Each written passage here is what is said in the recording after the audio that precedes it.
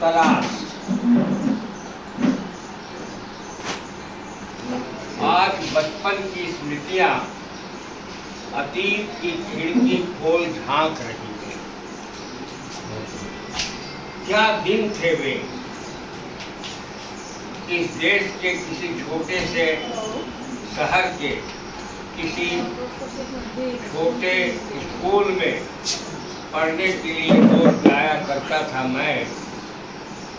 School के पास ही था मेरा मित्र अब्दुल मन्नान का घर।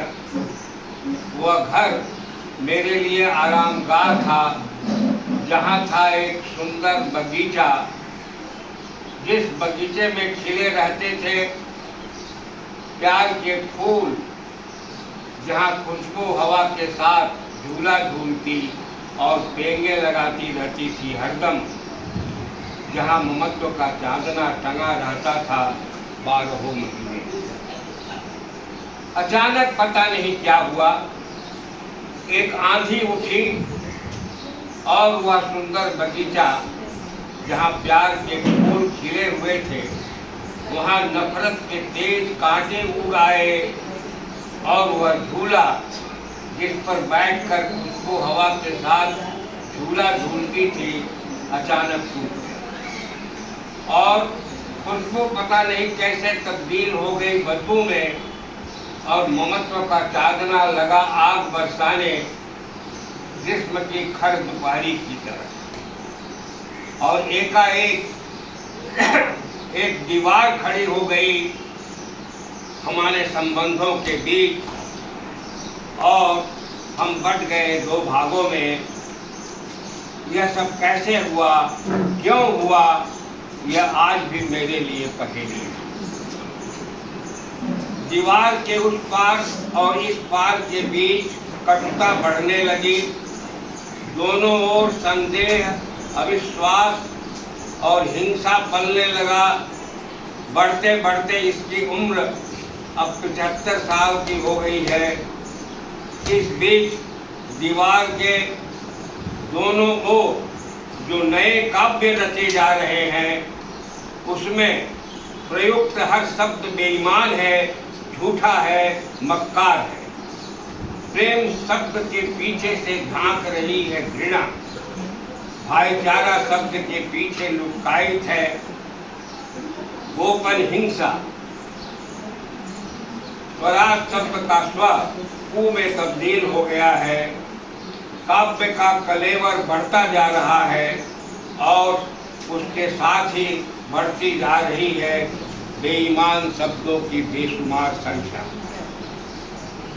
इन बेईमान शब्दों के चलते चारों ओर घटाटोप अंधकार फैलता जा रहा है। हाथ को हाथ नहीं दिखाई दे रहा।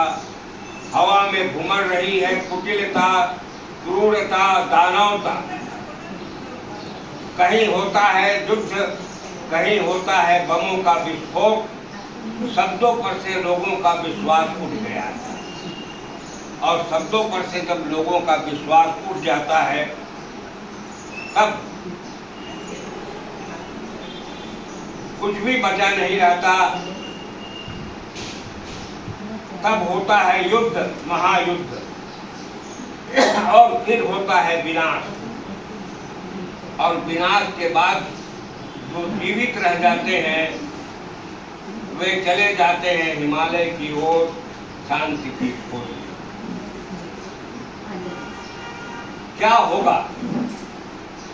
क्या यह घटाटोप अंधेरा छटेगा? क्या फैलेगी फिर से रोशनी? क्या इन बेशुमार बेईमान शब्दों के बीच से जन्म लेगा कोई ईमानदार शब्द? आज या कल लोग तलाश रहे हैं शब्द या शब्दों को जो इस घटाटोप अंधेरे को छांट सके और जगा सके विश्वास और जला सके सिर्फ एक दिसलाई की काठी, सिर्फ एक दिसलाई की काठी। हम उस दिसलाई की काठी के जलने की प्रतीक्षा में युगों से बैठे। मेरो कविताको शीर्षक छ मेरो स्पष्ट कुरा यसै त थाहा छैन, यसै त थाहा छैन कहिलेदेखि गर्यो, कसले गर्यो, कुन दुष्टताले गर्यो, तर गर्यो गर्यो गर्यो। उसको उदाहरण छ, प्रचुर प्रमाण छ, सर्वत्र परिणाम छ। ओ उता हेर त अझै पनि वर्ण वर्णमा, अझै पनि वर्ग वर्गमा। अनि यताको कुरा त झन् के गर्नु महाशय। हेरौँ त नाङ्गा आँखाले, हेरौँ त विशुद्ध विवेकले, गरौँ त परख विपुल विचारले। के त्यो ठीक हो? के यो ठीक हो? जाति जाति का नाममा, भाषा भाषा का नाममा, धर्म नाम का आधारमा, निर्धारित सिमानाहरूमा पुनः समग्र मानिसलाई हार्दिक आह्वान गर्दछु, विभाजित रेखाङ्कनहरू मेटाउनु पर्छ। यही धरतीलाई मानव कामनाको लोक बनाउनु पर्छ। नत्र अनन्त कालसम्म मनुष्य उचित कल्पना अपुरै रहन्छ, मानवीय अभिलाषा अधुरै रहनेछ। अब मैं हिंदी कविता यहाँ निवेदन करने जा रहा हूँ। मुझे हिंदी की ओर अभिप्रेरित किया है, जिसने मैं उनका नाम यहाँ सादर लेना चाहता हूँ। समय समय पर मुझे संबल भी मिलता रहा है और हिंदी जो संस्थाएं हैं भारत के कई राज्यों से मुझे संबल मिला है। तो अभी मैं सादर हिंदी कविता को निवेदन करने जा रहा हूँ। और इसके जो मूल स्रोत हैं पहले ही जिक्र हो चुका है, हमारे विद्वान डॉक्टर प्रदीप त्रिपाठी जी ने यहाँ पे जिक्र किया था। सुभाष दीपक जी एक ऐसे शख्सियत हैं जो संस्था से कम नहीं है, तो उनकी एक लंबी फहरिस्त बन सकती है, बनेगी।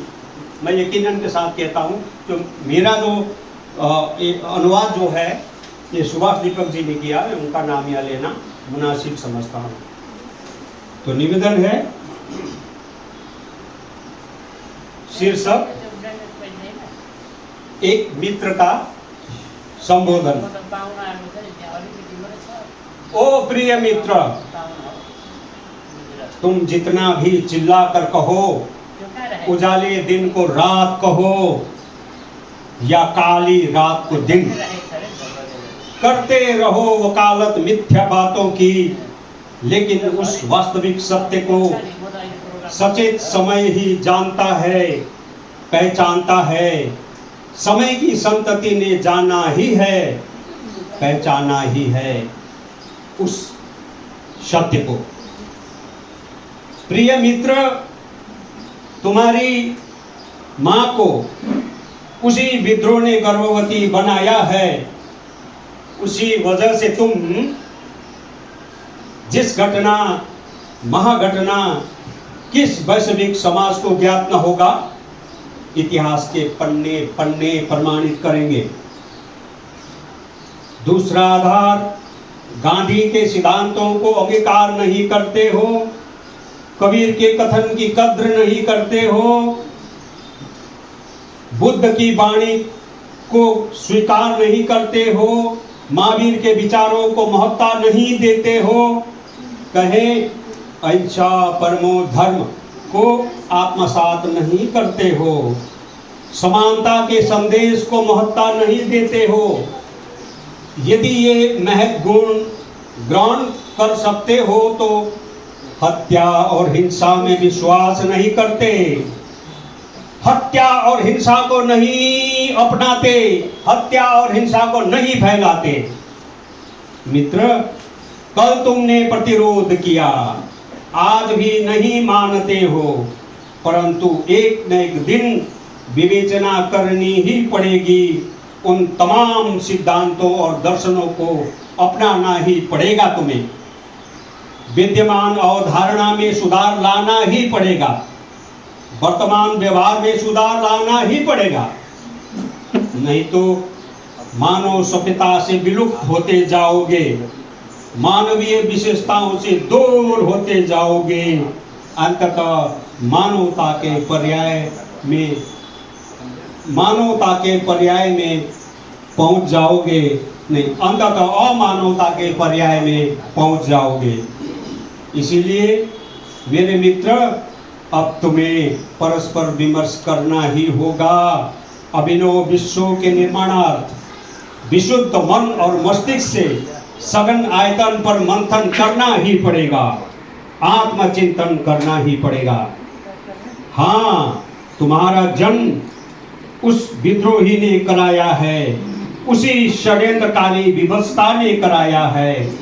यद्यपि इस अत्याधुनिक युग के समक्ष अंतर्निहित कुविचारों के विरुद्ध तुम्हें विजय हासिल करनी ही पड़ेगी। नितांत मानवीय साहस और चेतना की विश्व प्रशंसनीय प्रस्तुति देने ही पड़ेगी। एक कालजयी इतिहास की रचना करनी ही पड़ेगी। तुम्हारी सफलता पर ही वर्तमान भविष्य निर्भर है। इसीलिए नवचेतना की स्थापना करनी ही पड़ेगी। बिगड़ते परिचय का विशुद्धिकरण करना ही पड़ेगा। अगर तुम अपने दुराग्रहों को त्यागते नहीं तो और नैसर्गिकता की हत्या करते ही हो तो पहले अपनी कुभावनाओं की हत्या करो। विषाक्त विस्फोट करते ही हो तो प्रथमतः नवचिंतन और पवित्र सोच का विस्फोट करो। पवित्र चिंतन और सोच का विस्फोट करो। हाँ मित्र, मेरे प्रिय मित्र, अन्यथा तुम्हारी पहचान दिन प्रतिदिन विकृत और घृणित होती जाएगी। संभवतः अमानवीयता का गहरा कलंक लग सकता है, दानवता का अमीट काला धब्बा। जय मानव।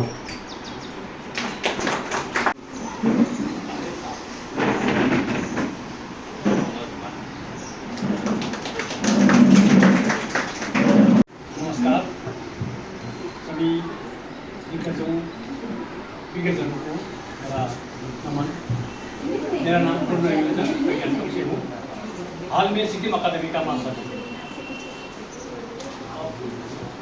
हिंदी कविता के लिए इतना प्रैक्टिस तो नहीं है मुझे। हम लोग वहाँ को उपाधि चलाते हैं, इसलिए मेरा हिंदी का लयबद्ध नहीं होगा, पर भी कोशिश करूँगा। मेरा कविता का शीर्षक है कोशिश की पहल। ये भी मैंने नेपाली में लिखा था, उसको अनुवाद किया था हमारे जी सुभाष दीपक जी हैं। इस कविता में और दूसरा भी एक विज्ञान मेरा मित्र है, वो है डॉक्टर, यहाँ डॉक्टर साहब बैठे हैं। उन्होंने भी हमें बहुत साथ दिया है करेक्शन के लिए, इधर उधर कैसे कैसे पूरा पुस्तक को अदर मदर का सचिव किया है। इसको भी हम कृतज्ञता प्रकट करते हुए हम ये कोशिश की पहल कविता वाचन करने जा रहा हूँ। कोशिश की पहल। कभी तुम मामूली सी बातों पर कुंठित होकर, कभी तुम मामूली सी बातों पर कुंठित होकर उच्च आवाज में चिल्लाने की कोशिश करते हो। कभी तुम मामूली सी शंका को लेकर सशंकित होकर जलने लगते हो। कभी तुम मामूली सी बातों पर कुंठित होकर उच्च आवाज में चिल्लाने की कोशिश करते हो। कभी तुम मामूली सी शंका को लेकर सशंकित होकर जलने लगते हो। तुम्हारा यात्रा गंतव्य यहाँ इतना नजदीक तो नहीं है। तुम्हारा यात्रा गंतव्य यहाँ इतना नजदीक तो नहीं है। तुम्हारे मील के पत्थर के पार का, तुम्हारे मील के पत्थर के पार का क्षितिज भी उतना दूर नहीं है।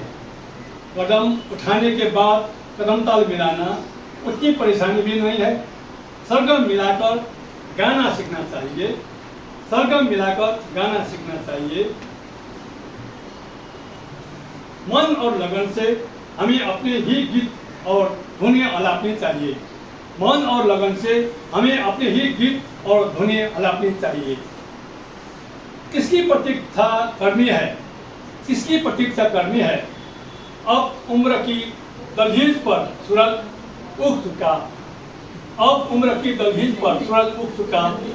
कितने बीते राग आलाप, कितने बीते राग आलाप।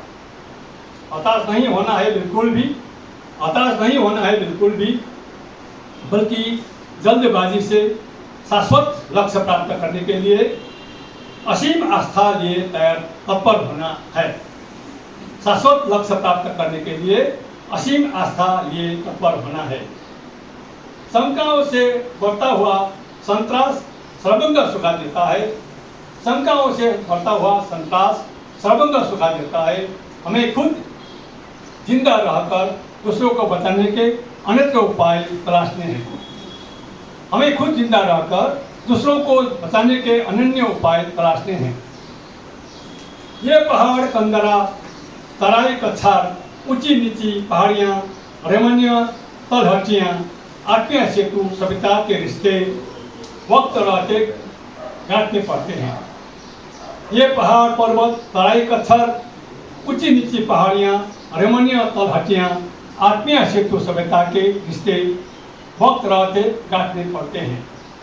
एकांत में मन मारने की बसीबत, एकांत में मन मारने की बसीबत सभी के साथ दिल खोलकर हंसना चाहता है। स्वार्थ के परतंत्री, स्वार्थ के परतंत्री करता धरता एक दिन उपायविहीन होंगे। स्वार्थ के परतंत्री करता धरता एक दिन उपायविहीन होंगे। आम से ऊपर उठकर और ज़्यादा हमें अपने आधार का निर्माण करना है।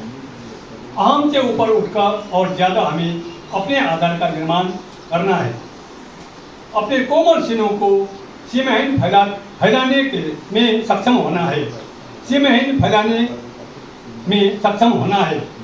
वाक्य से काव्य की जीवंत जिंदगी में, वाक्य से काव्य की जीवंत जिंदगी में विभक्ति का सदुपयोग करना है। यह उगता दिन कब तक टिका रहेगा, गोधूली बेला उतनी दूर नहीं है। यह उगता दिन कब तक टिका रहेगा, गोधूली बेला उतनी दूर नहीं है। बारिश और वक्त कभी इंतजार नहीं करते, बारिश और वक्त कभी इंतजार नहीं करते। आरोह अवरोह अनमोल श्वास समाप्त हो जाने के बाद विश्वास कभी नहीं है, कभी बचा नहीं है। आरोह अवरोह अनमोल श्वास समाप्त होने के बाद विश्वास कहीं नहीं है, कहीं बचा नहीं है। यकीनन दृढ़ संकल्प शक्ति से हम, यकीनन दृढ़ संकल्प शक्ति से हम अथाह हिमालय अपनी हथेली पर उठा सकते हैं। कोशिश, मेहनत, भरोसे पर सद्भावना अपनी अपनी होती है। कोशिश, मेहनत, भरोसे पर सद्भावना अपनी अपनी होती है। अपने मन को जीत सकने पर, अपने मन को जीत सकने पर वसुधैव कुटुंबकम उतना ही होता है। संकल्प सत्ता लेना चाहिए, संकल्प सत्ता लेना चाहिए। विकल्प खुद का पहचानना है जब अस्तित्व। आस्था और संकल्प साथ कर पावनसुत हनुमान ने संजीवनी पहाड़ उठा लिया था। आस्था और संकल्प साथ कर पावनसुत हनुमान ने संजीवनी पहाड़ उठा लिया था। पावन मानव की अंतरात्मा के आदान प्रदान से, पावन मानव की अंतरात्मा के आदान प्रदान से आत्मचिंतन करने में समर्थ होने से आज भी असंभव संभव है। आत्मचिंतन करने में समर्थ होने से आज भी असंभव संभव है। पुनः निर्माण किया जा सकता है, पुनः संभवता का शब्दकोश। आज भी असंभव संभव है, पुनः निर्माण किया जा सकता है, पूर्ण संभवता का शब्दकोश। धन्यवाद।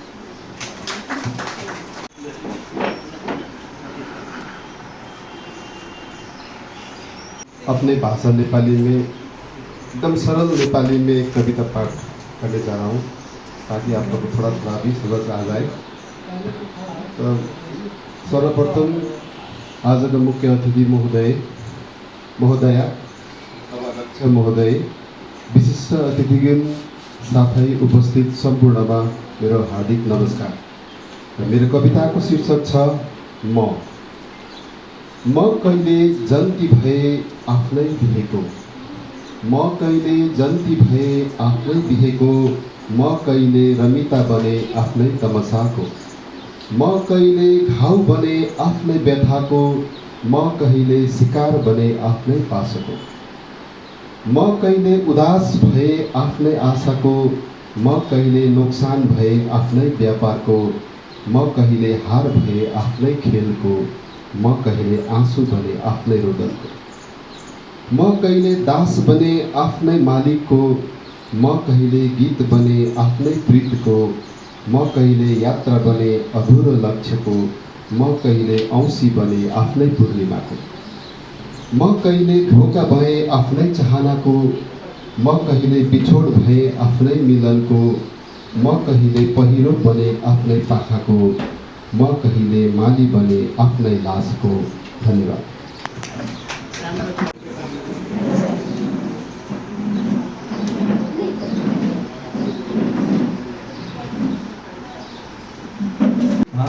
डॉक्टर प्रदीप त्रिपाठी को मैं आमंत्रित करता हूं और अध्यक्ष महोदय से निवेदन करता हूं कि प्रदीप त्रिपाठी को सम्मान पत्र से सम्मानित किया जाए।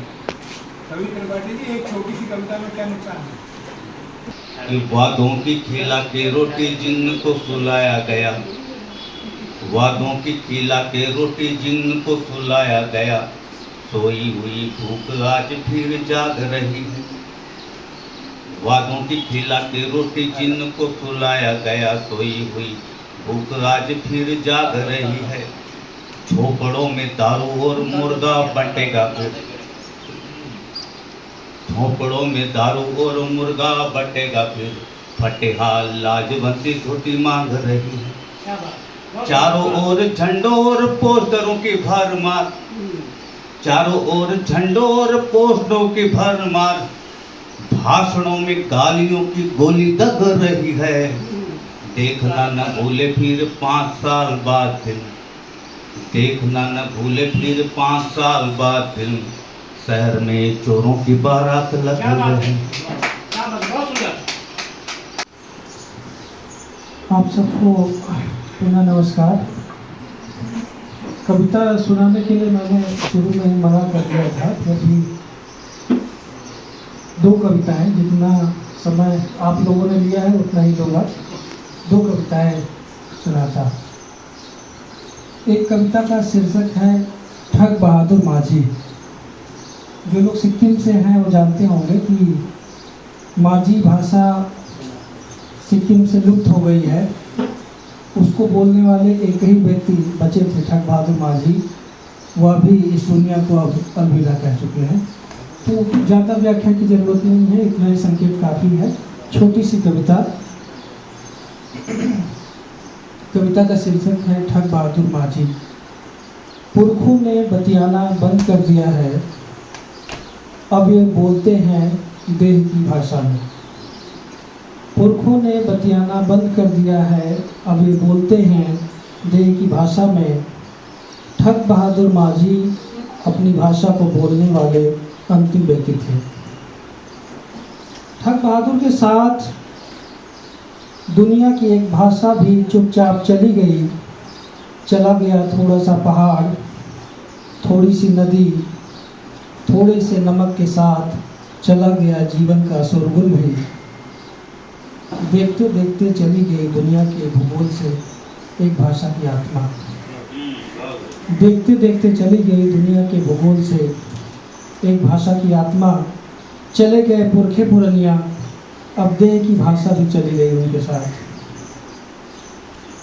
मैं भाषा की अदालत में खड़ा होकर माफ़ी मांगता हूँ। मैं भाषा की अदालत में खड़ा होकर माफ़ी मांगता हूँ। किसी भाषा के प्रति श्रद्धांजलि व्यक्त करना हमारे समय का सबसे बड़ा अपराध है। किसी भाषा के प्रति श्रद्धांजलि व्यक्त करना हमारे समय का सबसे बड़ा अपराध है।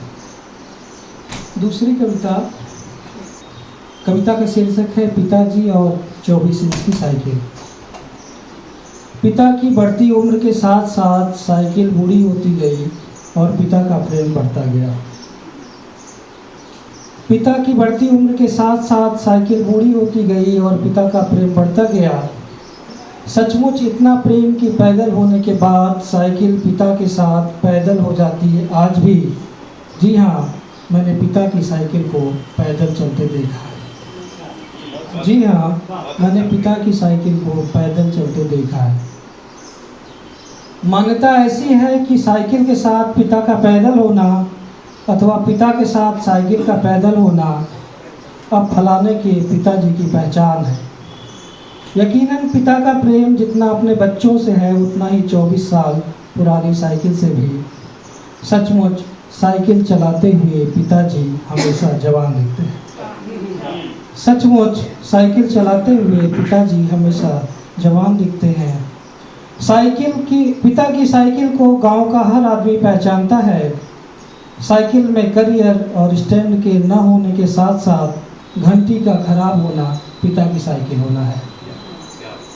साइकिल में करियर और स्टैंड के न होने के साथ साथ घंटी का खराब होना पिता की साइकिल होना है। महज कहने भर के लिए पिताजी साइकिल से चलते हैं और साइकिल पिताजी से। सच तो यह है कि पिताजी और साइकिल दोनों पैदल चलते हैं। सच तो यह है कि पिताजी और साइकिल दोनों पैदल चलते हैं। सचमुच तुम्हारी साइकिल का पुराना ताला, उसमें लिपटी हुई जर्जर सी गढ़ जब हनुमान मंदिर के छड़ों में नाहक जकड़ दी जाती है तो बच्चे सवाल करते हैं, बाबा बताओ इतनी पुरानी साइकिल को कोई पूछेगा क्या? यकीनन पिताजी को पुराने सामानों को रखने की पुरानी आदत है। पिताजी सहेज कर रखते हैं कबाड़े को भी अपनी पुरानी मान्यताओं के साथ। इसीलिए पिता की नज़र में उनकी साइकिल जवान है आज भी। दुनिया में ऐसे पिता बहुत कम होते हैं जिनकी साइकिल को पिता के साथ साथ चलाती होगी उनकी तीसरी पुश्त भी, या चलती होगी किसी पिता की तीसरी पुश्त 24 इंच की साइकिल से आज भी। धन्यवाद। मैं वो सूरज हूँ अपनी दुनिया का। मैं वो सूरज हूँ अपनी दुनिया का, जल रहा हूँ जो रोशनी के लिए। मैं वो सूरज हूँ अपनी दुनिया का, जल रहा हूँ जो रोशनी के लिए। और ये शेर आपको दे रहा हूँ, कहीं असहज ना हो आप लोग कि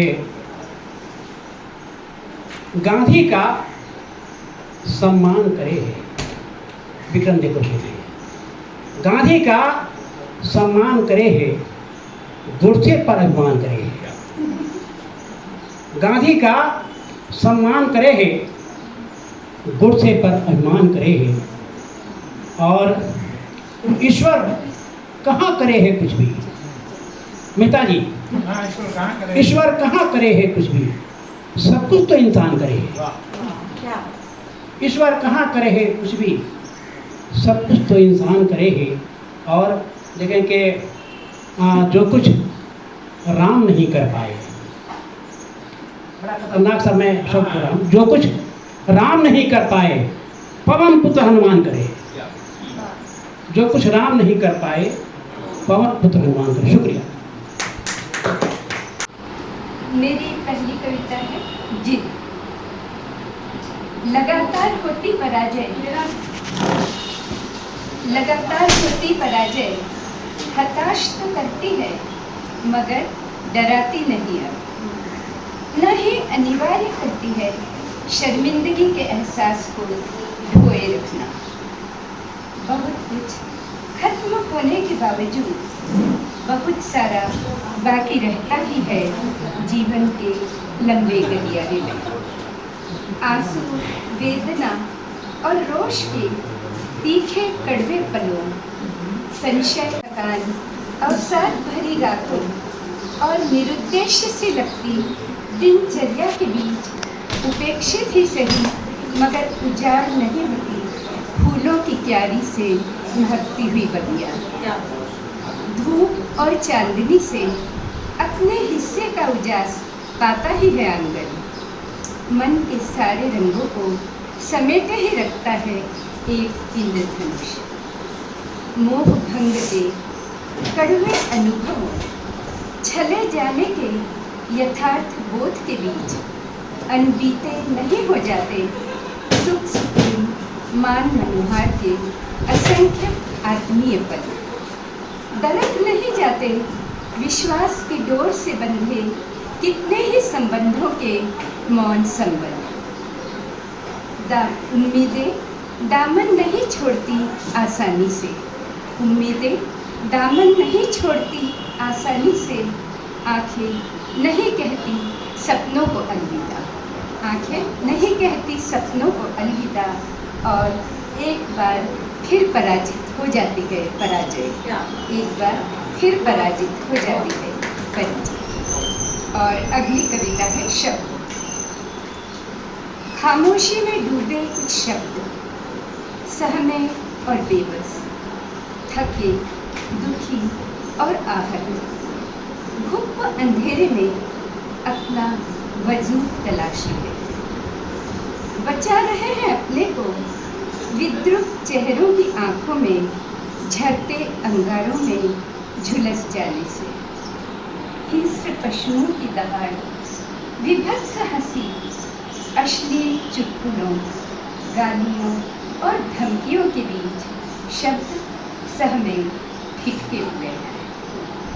देख रहे हैं उन्माद के सैलाब में उत्सव मनाती भीड़ को तालियां पीटते, जीने के अधिकार को किसी धर्म किसी नस्ल का पर्याय बनाकर निरंकुश सेनाओं को तत्काल न्याय करते देख शब्द वक्त की नब्ज को महसूस कर रहे हैं। सभ्यताओं की नदियों को कटीले रेगिस्तानों में गुम होते या सडांध मारते गंदले नाले में बदलते देख शब्द तलाश रहे हैं अपनी झुलसती प्यालियों को बचा सकने की विकल्प। उन्हें विश्वास है कि नफरती हवा, प्रदूषित पानी और खाद के नाम पर जहरीले रसायनों से भर दी गई प्यालियों की गहरी तहों के भीतर जरूर बाकी ही होगा अपनी मिट्टी का स्वाद, रंग, गंध और खुशबू। शीर्षक है अंत में फिर एक बार समाचार सारांश। संसद में घायल हुए सांसदों के एक समूह द्वारा वर्तमान सरकार में समर्थन वापस। हृदयाघात से गंभीर प्रधानमंत्री राम मनोहर लोहिया अस्पताल के आईसीयू वार्ड में सांसदों की खपत में आए हरास पर टीवी में जवाहरलाल नेहरू विश्वविद्यालय के प्रबंधकों में बहस चल रही है। स्कूटर में आए अज्ञात बंदूकधारियों की एक टोली भीड़ पर अंधाधुंध गोली चलाकर बेपता, कहीं कोई अप्रिय घटना की कोई खबर नहीं है। मृग और चीतों के बीच चिड़ियाखानों में शाम की खुशहाली कायम है। पुल न होने के बावजूद बगीचे की सुरक्षा के लिए सेना तैनात। राजा आशीर्वाद की मुद्रा में प्रजा ममता के अभ्यास में मंग, अर्थों का विश्वास मत गिरने के कारण सब सत्ता च्युत हो गया। स्थिति तनावपूर्ण लेकिन नियंत्रण में है।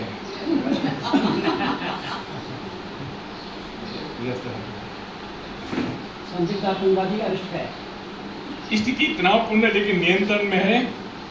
गांधी मार्ग में हुए बम विस्फोट में 18 की मौत, 14 अस्पताल में। पुलिस के कुत्ते विस्फोटक सामग्री सूखते ही जा रहे हैं। विस्फोट में युवा प्रकृति मूर्ता के हाथ होने की शंका।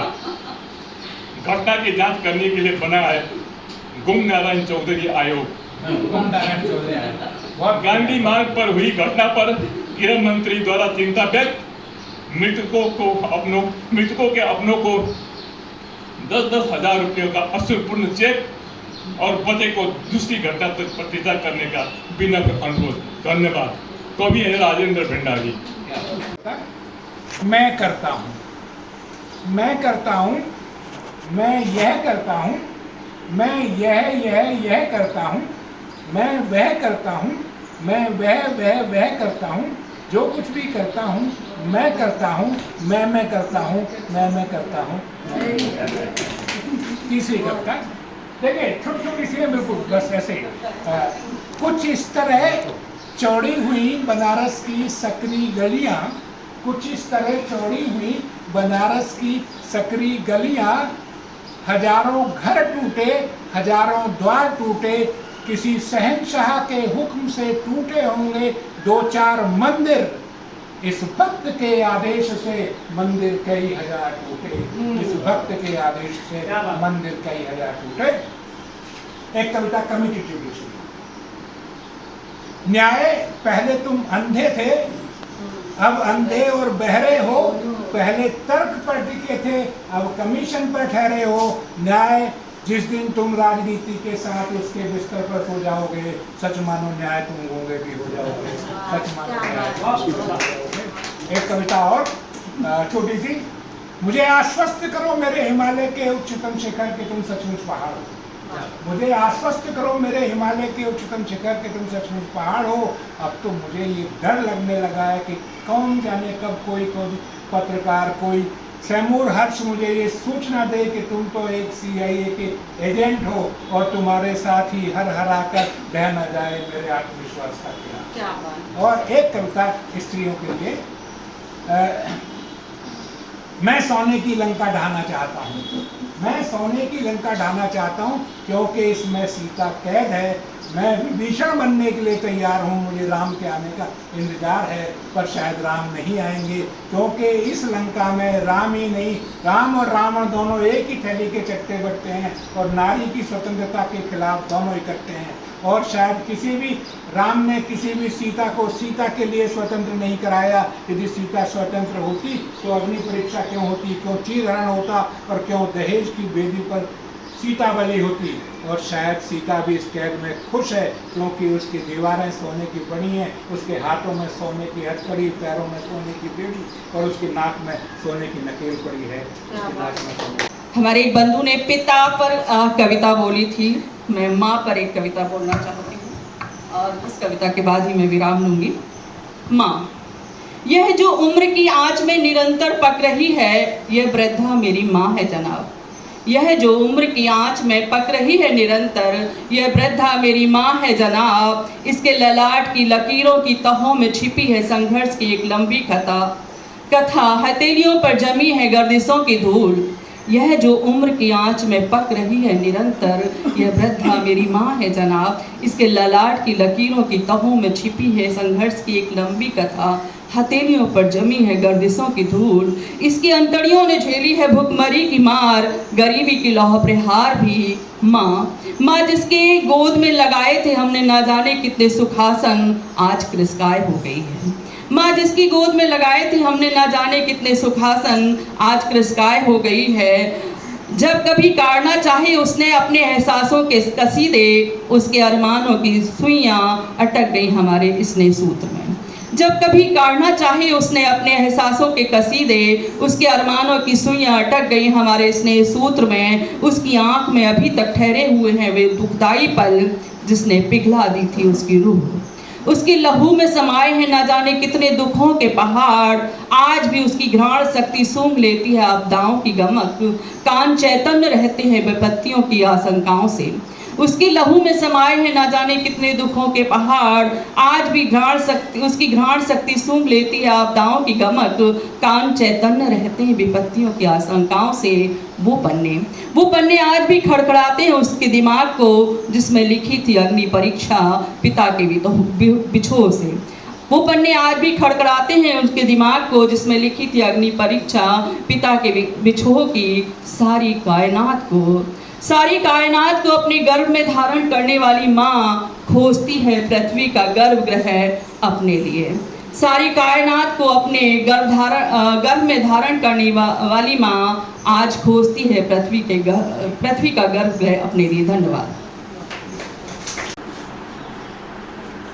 चांद तू संभल कर निज चांदनी बिखेरो, अरमान की तुम्हारे दीवार ढहने जाए। आपको ध्यान से सुनेगा जी।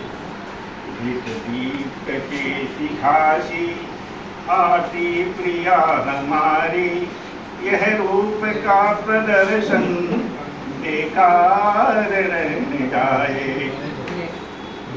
उन्मुक्त तू गगन में ले स्वाभिमान मन में, क्यों व्यस्त लग रहे हो सौंदर्य संचयन में। लेकिन यहाँ अकेली मेरी मधुर सहेली, सामान्य से बसन में तुमको चिढ़ा न जाए। तुम है मयंक वाली, तुम है मयंक जनितो, वह दीपवंक वाली, तुमसे प्रदीप्त पुत की मृदु तर्क तोल लाली। तुम में है दाग काले, उनको जरा मिटा ले, भ्रम है निषाद में ही तेरी सुबह हो जाए, वो तेरी सुबह आए। तेरी धवल कलाएं उसकी सहज अदाएं, संयोग से अगर वे तेरे समक्ष आए, निष्कर्ष सोच लो तुम होगा यही वहाँ पर, तेरी प्रवाहित तुझसे उस क्षण न उठ जाए। तेरे सभी सितारे हम दर्द जो तुम्हारे, कब व्योम में नहीं है शायद वे भय के मारे। टप टप से तू रहे हैं जलबूंद आसमां से, तेरी भी कांति डर है जलबूंद आसमां से। गल गल के बहन जाए अरमान की तुम्हारे, दीवार ढह जाए। सामान्य से पसंद में तुमको चिढ़ा न जाए, संजोग से अगर वे तेरे समक्ष आए। एक गगन आज ऐसे हृदय में लगी है, आंसुओं से न जो बुझ सकी है। उसने जब से मुझे हंस के देखा, मेरी सारी हंसी छीन ली है। आग पानी में लग कर रहेगी, वह नदी में नहाने चली है। होश में आज कैसे रहूं मैं, तू भी है रात भी चांदनी है। बादलों को भी आया पसीना, तूने जब जब भी अंगड़ाई ली है। और कब तक तेरी राह देखूं, आधी जा रात ढलने लगी है। कोई बरसात में उनसे कह दे, रूठने की यह आदत बुरी है। मैंने पूछा कि क्यों हो सताते, हंस के बोले हमारी खुशी है।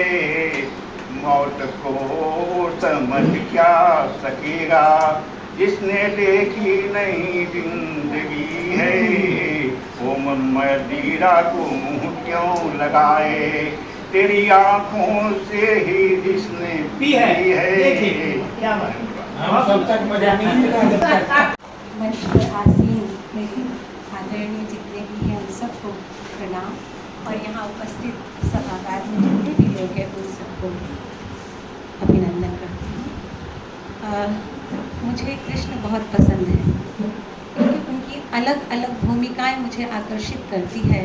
चाहे वो सारथी के रूप में अर्जुन को राह दिखाते हो, चाहे वो गोवर्धन पर्वत को एक उंगली पर धारण करते हो, क्योंकि हम सब के बीच में वो हमारे व्यक्तित्व का इसी प्रकार निर्माण करते हैं।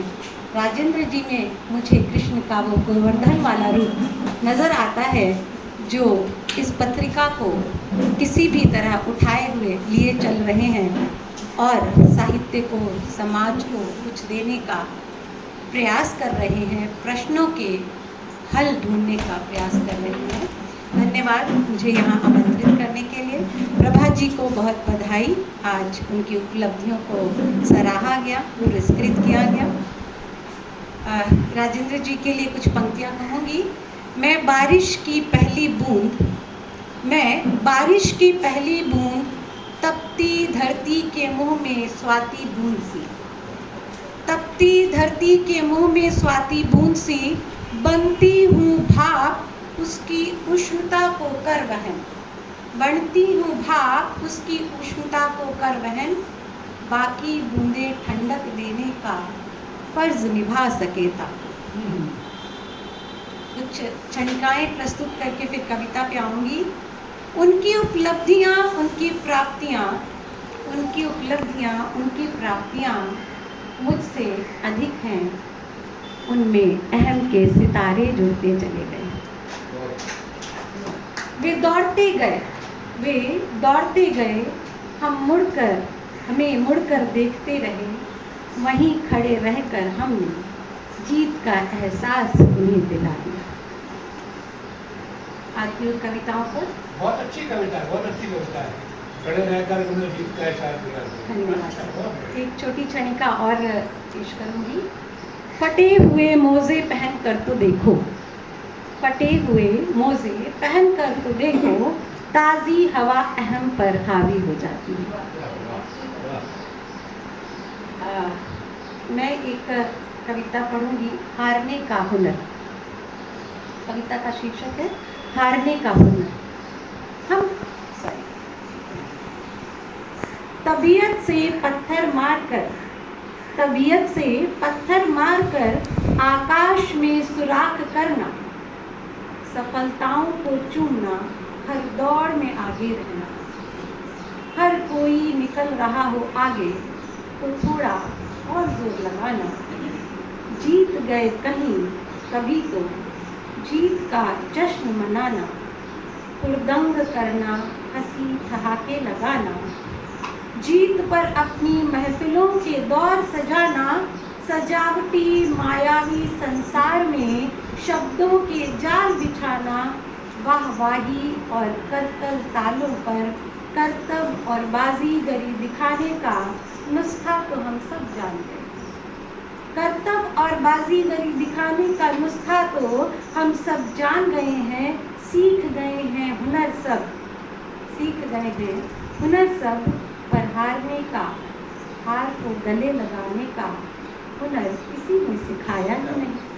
निराशा में डूबा मन भंवर से बाहर निकले कैसे, निराशा में डूबा मन भंवर से बाहर निकले कैसे, किसी ने यह तो बताया ही नहीं। जीत से तो कभी कभार, पर हार से सामना अक्सर होगा, यह तो किसी ने समझाया ही नहीं है। जिंदगी के थपेड़े भी बखूबी पाठ पढ़ाते हैं, खैर जिंदगी के थपेड़े भी बखूबी पाठ पढ़ाते हैं। उठा पटक करते कराते हारने का स्वाद चखाते हैं। कानों में फुसफुसाकर कभी तो कभी चिकोटी काट कर, कानों में फुसफुसाकर कभी तो कभी चिकोटी काट कर सच से रूबरू कराते हैं।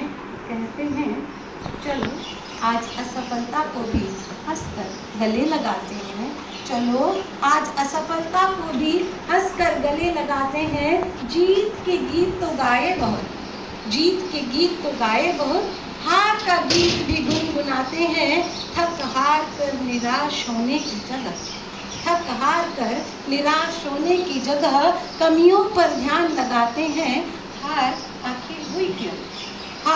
आखिर हुई क्यों सीखते और सिखाते हैं। छोड़ दुख और पीड़ा का दामन, सफलता के अगले कदम के लिए हुनर हारने का सीख जाते हैं। सभी को प्रणाम करती हूँ, माँ शारदे को नमन करती हूँ और क्षमा चाहूँगी मैं बहुत लेट से आई थी। एक्चुअली में 2-3 जगह जाना पड़ गया था अचानक से मुझे। और मैं कविता कम लिखती हूँ, गज़ल ज़्यादा लिखती हूँ, तो आप सभी के समक्ष एक गज़ल लेकर के आई। जब आसमां से चांद का सौदा किया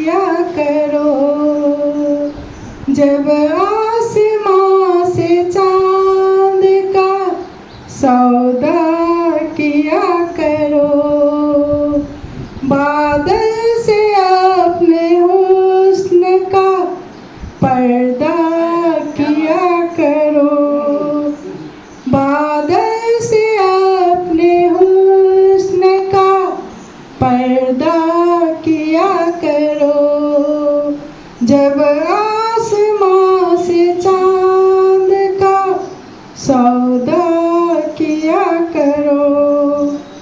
ऊंची उड़ान भरने को किसने मना किया,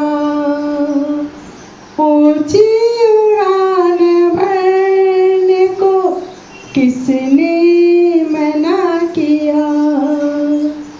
माँ बाप से नहीं पर बैदा किया करो, बैदा मतलब हिंसा। माँ बाप से नहीं पर बैदा किया करो, जब आसमां से चांद का सौदा किया करो। आगे सुनिएगा। झूठी लगे तो बात कलम को बिखेर दो, झूठी लगे तो बात कलम को बिखेर दो, साहों की महफिलों में निंदा किया करो, साहों की महफिलों में निंदा किया करो, जब आसमां से चांद का सौदा किया करो। तहजीब की जो बात है आती कहाँ तुम्हें, तहजीब की जो बात है आती कहाँ तुम्हें, लफ्जों को अपने शब्द से न गंदा किया करो, लफ्जों को अपने शब्द से न गंदा किया करो, जब आसमां से चांद का सौदा किया करो। लिखते तो कांत हो पर गजले जमी नहीं, लिखते तो कांत हो पर गजले जमी नहीं, शेरों में जोश आग भी पैदा किया करो, शेरों में जोश आग भी पैदा किया करो, जब आसमां से चांद का सौदा किया करो। मैं खाक छानती रही तेरी खबर न थी, मैं खाक छानती रही तेरी खबर न थी, वादा निभा सको तो ही वादा किया करो, वादा निभा सको तो ही वादा किया करो, जब आसमां से चांद का सौदा किया करो। अंतिम बंद सुनिएगा। धरती पे पाँव जड़ना मुश्किल नहीं कमल, धरती पे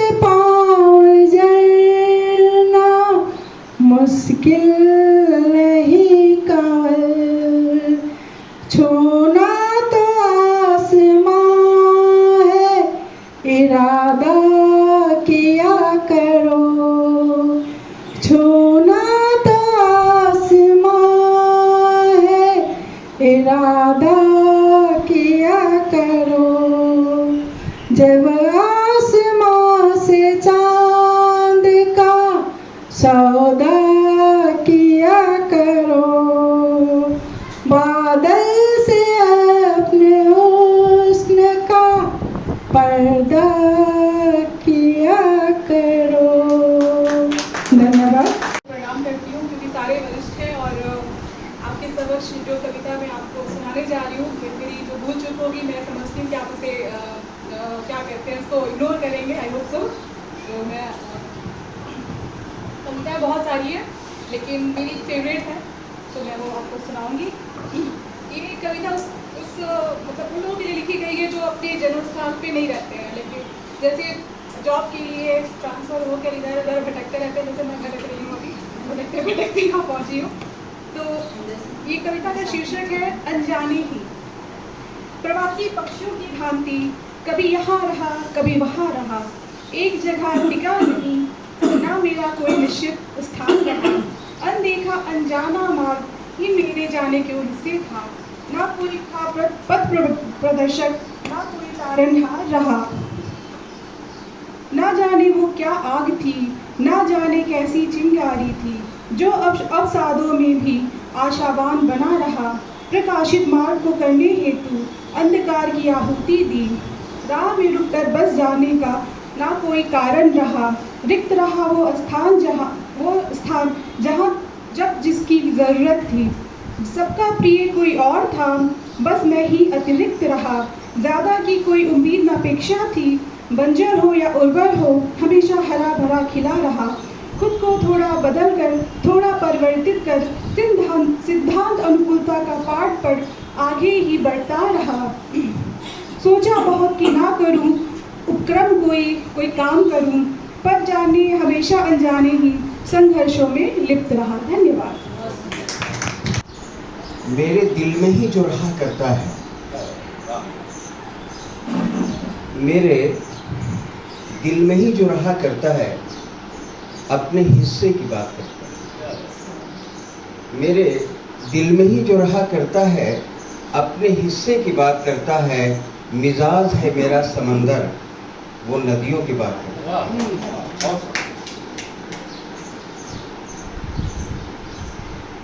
और एक शेर का और है, जब भी हो मायूस लम्हे, जब भी हो मायूस लम्हे, जिंदगी की बात करता है। जब भी हो मायूस लम्हे, जिंदगी की बात करता है।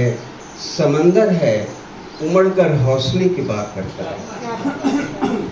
और मैं और कुछ नहीं सुना पाऊँ क्योंकि मैं कुछ लाया नहीं हूँ और बिना पढ़े मैं सुना नहीं पाता हूँ, मेरे को याद नहीं रहता है। सॉरी।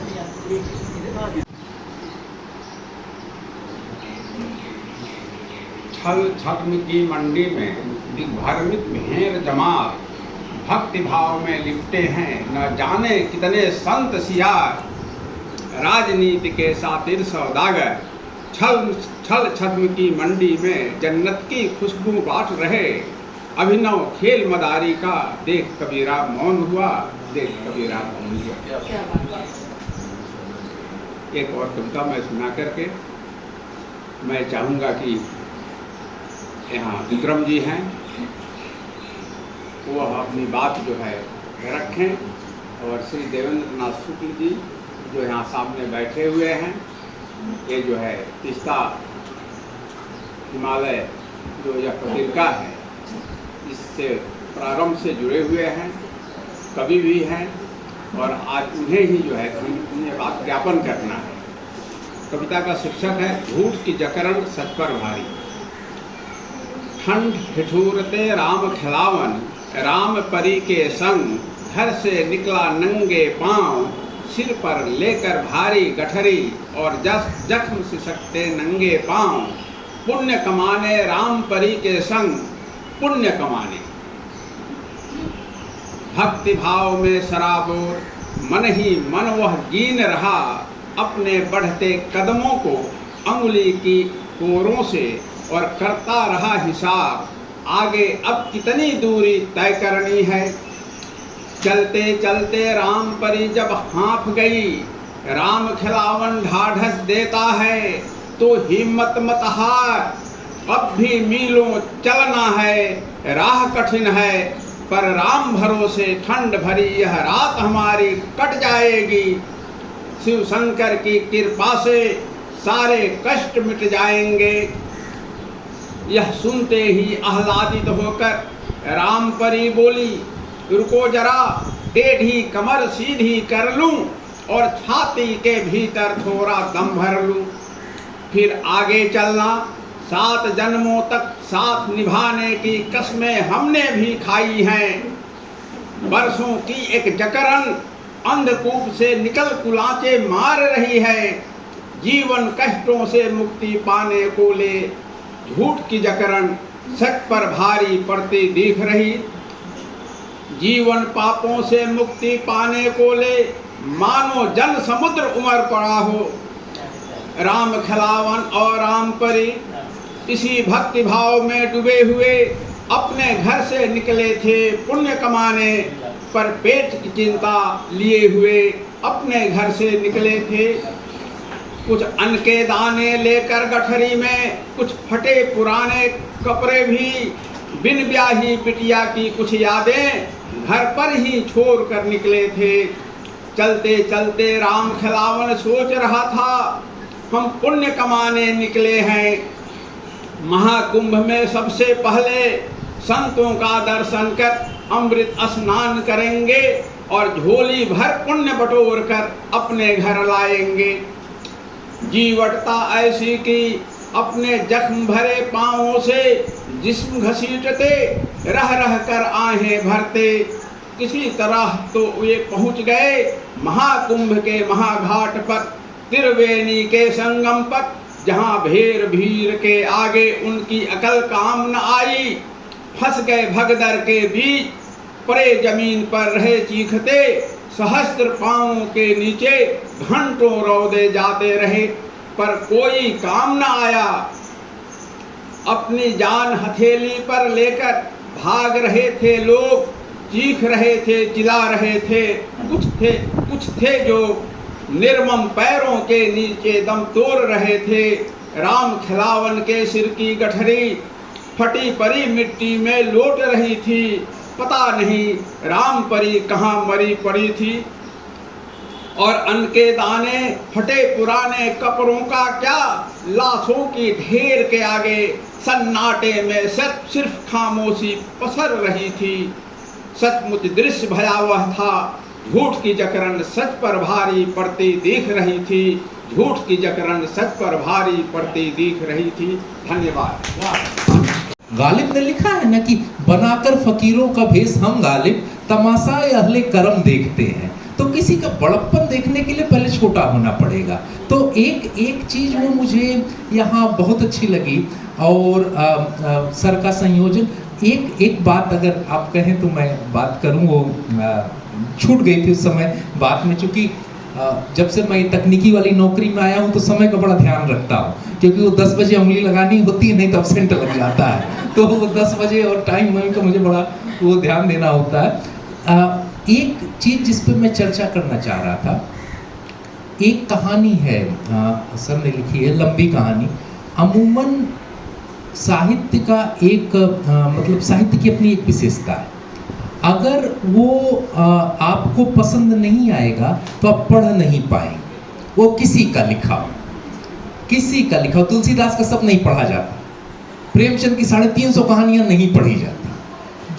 जो साहित्य का पहला वो है कि अगर वो पठनीय नहीं है तो फिर आप बहुत दूर तक उसमें, बहुत दूर तक और बहुत देर तक नहीं जा पाएंगे।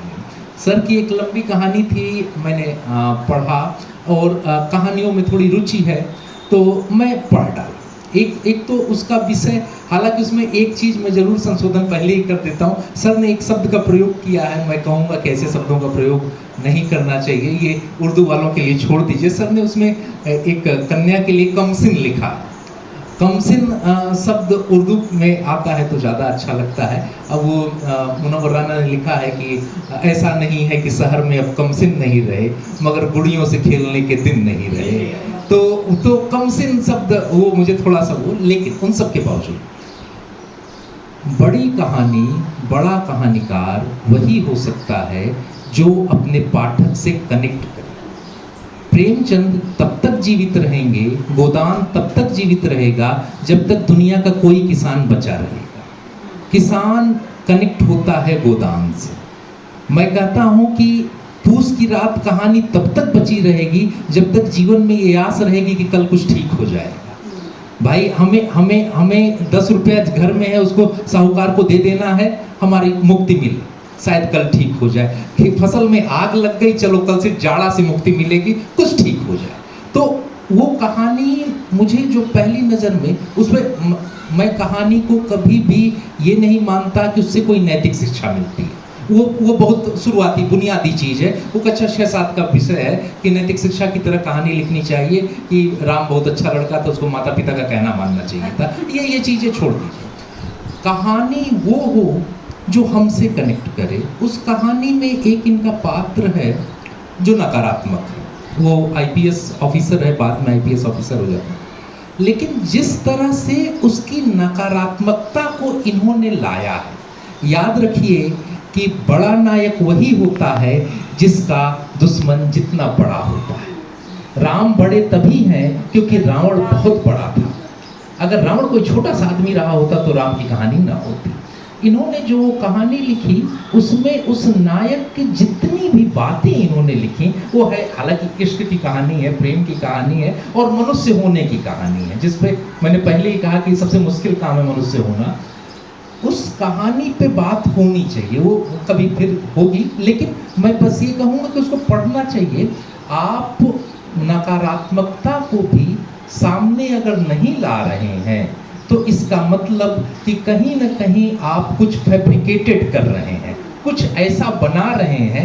मनुष्य होने का पहला लक्षण है कि आपके अंदर कमियां होंगी ही होंगी। आप फरिश्ते नहीं हैं, आप मनुष्य हैं तो कहीं ना कहीं। तो अगर लेखक उन कमियों को सामने नहीं ला पा रहा तो या तो फिर पुराण लिख रहा है वो, या फिर सदाचार की कहानी लिख रहा है, वो साहित्य नहीं लिख रहा है। याद रखें कि साहित्य वही है जिसमें गुण दोष सब कुछ आ जाए। तो इस बहुत अच्छी संगोष्ठी पे अगर किसी को और बात रखनी हो, मतलब ये 2 सत्र हमारा बीता और ये शायद मेरे लिए भी पहली बार है कि मैं पूरे टाइम बैठा रहा, नहीं तो वैसे मैं भी नहीं बैठ पाता हूँ। तो कि नहीं, वो मैं छुट्टी लेके आया हूँ कलकत्ता से तो इसलिए तो ये 2 सत्र हमारे बहुत अच्छे रहे। पहला सत्र, और आप हमें क्यों कह रहे हैं, हमारे माननीय अध्यक्ष जी बैठे हैं, 2 सत्र से लगातार बैठे हुए हैं। हाँ, तो इसलिए अगर किसी को अपनी बात रखनी हो, कुछ बात रखनी हो तो वो आमंत्रित है, नहीं तो मैं फिर हमारे धन्यवाद ज्ञापन करने के लिए मैं देवेंद्र सर को बुलाऊं, देवेंद्र नाथ शुक्ल सर को बुलाऊं, उनकी बात सुनी जाए, उनका वक्तव्य सुना जाए, उनकी कविता सुनी जाए और उनका धन्यवाद ज्ञापन सुना जाए। तीनों चीज़ों के लिए मैं उनको फिर आमंत्रित करता हूँ। ठीक, मैं आमंत्रित करता हूँ देवेंद्र नाथ सर को। वह गर्वीली आंखों में चमक, वह गर्वीली आंखों में चमक, सूची स्मृति छाई हुई अधरों अनायास आ जाती है, अनायास आई जाती है सामने। उसे ही तो कॉल जो लगा रहा है मेरा नंबर, उसे ही तो देखा था गेहूं की और धान के खेतों पर कौनी करते हुए, महुआ के फूलों को चूमते हुए, अरहर की गदराई चीनियों को झटके से तोड़ते हुए, महानंदा के किनारे बालू और बजरी का ढेर लगाते हुए, श्रम सीकरों में उसका उद्दीपन सौंदर्य, श्रम सीकरों में उसका उद्दीपन सौंदर्य पुकारता है बाबा। श्रम सीकरों में उसका उदित सौंदर्य पुकारता है, बार बार डूब जाती है चिंताओं की गंगा में। शकुंतलाओं की पुष्पमाला पुकारती रह जाती है, वीथियों में डूब जाती है एक करुण बलि। दुष्यंत को खोजती आंखें बरसने ही लगती हैं, दुष्यंत को खोजती आंखें। वह गालियों में खोजती है वैदिक ऋचाओं, वह गालियों में खोजती है वैदिक ऋचाओं को। फूल दूसरे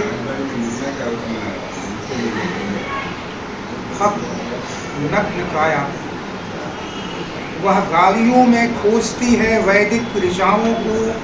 धूल धूसरित भग्न नग्न काया में अस्तित्व का मंत्र जाप। बरस कर सूखती आंखें लाल होने लगी, बरस कर सूखती आंखें लाल होने लगी है। मंच पर तालियों की गड़गड़ाहट, मंच पर तालियों की गड़गड़ाहट में अंगारे बरसाती हुई विज्ञापन में बन गई है। विज्ञापन में बन गई है वस्तु। फैल जाती है घृणा चारों, फैल जाती है घृणा चारों ओर। देखती है उदास आंखें नागिन की लपलपाती छुआ। क्षण भर को बाहर वे झाड़ियाँ भी कितनी कांटेदार हैं, ये झाड़ियाँ भी कितनी कांटेदार हैं। तिक्तता से थूक देती है। भोजन की थाली के सामने रख, भोजन की थाली को सामने रख, जीवन रस भारती हुई थकी माती काम से छूट शब्दों को सुनती है, फिर लगती है टूटने। गलियों से और गलियों, थकी मादी काम से चूक शब्दों को सुनती है, फिर लगती है टूटने। गलियों से और गलियों में अपने को खोजती है, निरंतर खोजती है। यह रोता शिशु ठहरती है पलक, छाती से फूट मरने लगता है। स्पर्श की ऊर्जा सरसने लगी है। दूर से आती हुई बड़ी एक वाहन भटकते, ऐसा कह नहीं पाता, ऐसा कभी ही नहीं पाता। वह तरला आर्द्रा अंधेरे का संघर्ष चारों ओर छा गया है। उषा की लालिमा प्रत्याशा में उठते कई हाथ उसे आमंत्रित करते हैं। वह कोई गीत गाती जा रही है। हाँ, वह कोई गीत गाती जा रही है। वेदना का नाम इसलिए मैं देखता रह जाता हूँ, चाहता हूँ और देखता, केवल देखता रह जाऊँ, सुनता रह जाऊँ। वेदना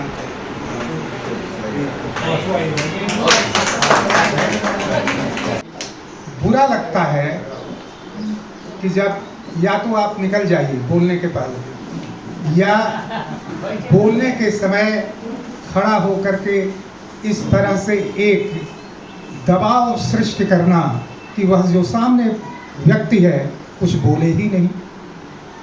कवि मनीषी परिभू स्वयंभू, कवि है तो उसके भीतर एक मनीषी भी बैठा है। कवि है तो वह सारी दुनिया को अपनी सीमा में लिए हुए हैं, और फिर वह स्वयंभू भी है। उसको कोई बनाता नहीं है, वह स्वयं बना हुआ है। वह स्वयं बना हुआ है, इसलिए शंभु है, स्वयंभू है, इसीलिए कि वह सबको देखता है। इसीलिए एक वैदिक ऋषियों ने कहा, विश्वानि देव सवितुः दुरितानि परासुव यद भद्रं तन्न आसु। विश्वानि देव कौन है? वहां सूरज को कहा गया जहां कही गई बात, लेकिन विश्वानि देव वह है जो सृजन करता है। वह सृजन कैसा भी हो सकता है। तो सृजन कर्मियों के भीतर जो एक मानसिकता छिपी रहती है, वह कभी हारती नहीं, हार कर भी वह हमेशा शीर्ष पर हुआ करती है और वह हमेशा ही चमकती है। एक निर्वासित का उत्साह दे रही दिखाई भक्त मग्न वह रत्नाकर मेरा। वह भी तो एक निर्वासित ही था, लेकिन उसकी उम्र 10 वर्ष की नहीं थी। वह अकेले भी नहीं था और वह तो अकेले है। जिंदगी की लड़ाई वह ऐसे नहीं देखता है, तिक्तता ऐसे नहीं आती है, खर्रापन ऐसे नहीं आता है। जो जीवन को देखता है जीवन की तरह, कठिनाइयों में जो भागता है, उसी में रोता है, उसी में हंसता है। माँ की याद आती है तो उसी में आंसुओं से भर जाता है पूरा का पूरा उसका अस्तित्व, लेकिन लौटता नहीं है। वह व्यक्ति वर्षों बाद आता है सिलीगुड़ी में। सिलीगुड़ी में आने के बाद क्या करे, कहाँ पढ़े? पढ़ाई तो बहुत कम है और पढ़ने के लिए एक 12-13 वर्ष के लड़कों को क्या करना होगा, कहाँ से खाना होगा, कहाँ रहना होगा, वह झेलता है। झेलते हुए यहाँ का हिंदी हाई स्कूल, वहाँ वह अपने आप को जाता है और वहाँ 7वां क्लास में उसका नाम लिखा जाता है या 8वां क्लास में। यह ऐसे ही सब कुछ नहीं होता है। और जहाँ भी आप आवाज़ में देखें कोई तिक्तता, मत समझ लीजिए कि वह सोने का या चांदी का चम्मच लेकर मुंह में जन्म लिया है। वह निश्चित रूप से कठिनाइयों से बढ़ते हुए आया है। मैं कहना चाहूँगा एक बात, यहाँ प्रारंभ हुआ है और यह मध्य भी नहीं है। क्या है यह समय बतलाएगा, लेकिन सत्यभामा आडिल से प्रारंभ हुआ था यह पुरस्कार और आज प्रभा मजुमदार जी को यह सम्मान दिया गया। और प्रभा के भीतर उनकी रचनाओं को सुनते हुए और एक आध कविताओं को देखते हुए जो मेरे सामने आई, मुझे ऐसे लगा कि यहाँ कोई प्रमा बोल रही है। यह प्रभा के भीतर प्रमा का होना इंगित करता है कि कहीं न कहीं एक आग है, वह आग जलना चाहती है, जल रही है और उसी जलन से जो निकलता है वह हमारे सामने विभिन्न रूपों में प्रकट होता है। मैं उन्हें धन्यवाद देना चाहूँगा मेरे पास में एक पुस्तक है, कहाँ है उत्तर योगी। अपने वक्तव्य के बाद मैं उनको भेंट करना चाहूँगा। और आज जिस तरीके से मंच का संचालन करण सिंह जैन ने किया पहले सत्र में, उनको भी मैं धन्यवाद देना चाहूँगा। और जिस तरीके से साहित्य के विभिन्न कर्मों को, साहित्य के विभिन्न विधाओं के भीतर छिपी हुई साहित्यिकता को, उसकी मार्मिकता को अपने ढंग से कहने का प्रयास किया, विभिन्न उद्धृतियों के साथ आदित्य सिंह ने, तो उसमें मुझे लगा कि कहीं न कहीं आदित्य की एक प्रखरता अवश्य है। आज हर कविता के बाद उनकी अपनी एक टिप्पणी रही, और उस टिप्पणी से लोगों का मनोबल, कवियों का, रचनाकारों का मनोबल निश्चित रूप से बढ़ा है। इसलिए मैं उनको भी धन्यवाद देना चाहूँगा। ज़रूर आप बजाएं। और हमारे मेहता साहब अहमदाबाद से आए। अहमदाबाद से आना और इसे एक साहित्यिक संस्कार अगर किसी व्यक्ति में नहीं है, और जहाँ साहित्य की भावना नहीं है, जहाँ साहित्य के हित की भावना नहीं है, वह व्यक्ति आ ही नहीं सकता है। तो मैं उनको भी धन्यवाद देना चाहूँगा, कृतज्ञता ज्ञापित करना चाहूँगा। हम उम्र हैं लेकिन कुछ महीने बड़े हैं, इसलिए कृतज्ञता ज्ञापित मैं करना चाहूँगा। कार्की साहब, हम सबकी बड़ी इच्छा थी कि हम सभी लोग जाएं, और बड़ा ही प्रयास किया था डॉक्टर राजेंद्र प्रसाद सिंह ने इसके लिए, लेकिन कभी कभी हम जो चाहते हैं वैसा संभव नहीं हो पाता है। यह एक प्राकृतिक दुर्योग या प्रकृति के साथ कुछ राजनीतिक दुर्योग, कुछ प्रशासनिक दुर्योग भी शामिल हो जाता है, जिससे हम सभी बंधे हुए हैं।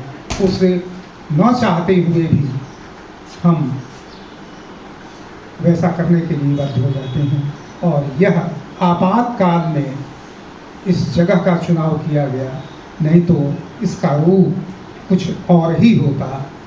यह मुश्किल से 1-2 दिन के भीतर यह किया गया प्रयास है। इसके लिए किस तरह से सारी कठिनाइयों को झेला है राजेंद्र जी ने, यह हम अनुमान कर सकते हैं। समझना थोड़ा कठिन है, अनुमान ही कर सकते हैं। कार्यान्वित करने के लिए किन कारकों का सहारा हमें देना पड़ता है, इसलिए मैं उनको भी एक अपनी ओर से वह श्रेष्ठ होने के कारण उनका सम्मान भी करता हूँ और अभिनंदन भी करना चाहूँगा कि आपने किया, और आपके साथ में आपका पूरा परिवार, पत्नी, बेटा, और आपने अपने मित्रों से किस ढंग से यह संपन्न कराया है, इसके लिए आपकी जो वह शक्ति है, वह जमीनी शक्ति है, वह जीवन को जीने वाली शक्ति है, जिसके चलते आप ऐसा करने में सक्षम हो पाए। अन्यथा ऐसा करना भी संभव नहीं हो पाता। मैं डॉक्टर वीकी प्रसाद वीरेंद्र का आभारी हूँ, इसलिए कि संस्था उनका आभार इसलिए मानती है कि अप्रैल 1937 का उनका जन्म है। संभवतः यहाँ कोई ऐसा व्यक्ति नहीं है जो उम्र में उनके निकट हो, लेकिन ऐसी विलोम परिस्थिति में भी, अवस्था में भी उन्होंने आकर हम सबका मान बढ़ाया है, इसलिए हम उनका आभारी हैं। यहाँ जितने रचनाकार हैं, जितने रचनाकार की बात मैं नहीं अभी कर रहा, जितनी रचनाकार हैं उनकी मैं बात कर रहा हूँ। उन्होंने किस ढंग से अपना समय निकाला है। एक तरफ उनको घर संभालना होता है, दूसरी तरफ सामाजिक मर्यादाएं हैं, एक तरफ अस्मिता, दूसरी तरफ मर्यादा। इन दोनों के द्वंद्व को समेटते हुए चलना साधारण बात नहीं है। यह असाधारण क्षमता केवल और केवल भारतीय नारियों के भीतर ही है, अन्य देश के किसी नारी में ऐसा संभव नहीं है।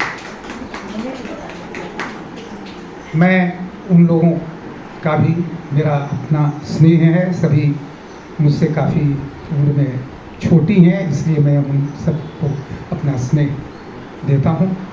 पांडे जी हर जगह, जहाँ भी साहित्यिक चर्चा हो, जहाँ भी कोई सांस्कृतिक साहित्यिक घटना घटने वाली हो, वहाँ वह अपनी उपस्थिति से ऊर्जस्वित करते हैं और श्रृंगार तो उनके जीवन का आधार है और श्रृंगार को ही वह जीते हैं और आधुनिक बिहारी